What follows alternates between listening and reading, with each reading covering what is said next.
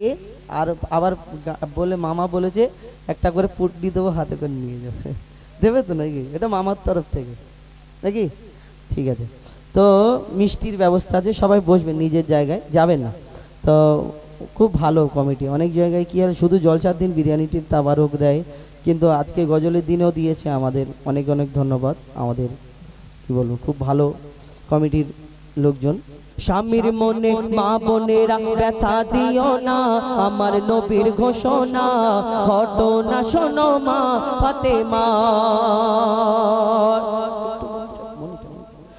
স্বামীর মনে মা বোনেরা ব্যথা দিও না, আমার নবীর ঘোষণা ঘটনা শোনো মা ফাতেমা। ঘটনা শোনো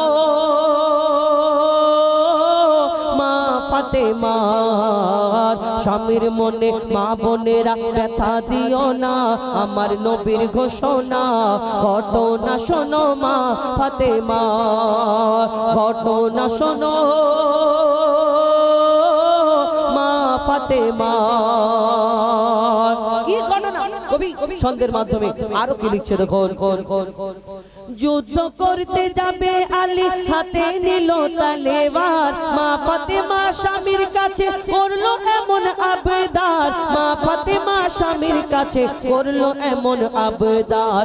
যুদ্ধ থেকে ফেরার পথে আসবে যখন ঘরে, একটি নতুন কাপড় কিনে আনবে আমার তরে। একটি নতুন কাপড় কিনে আনবে আমার তরে।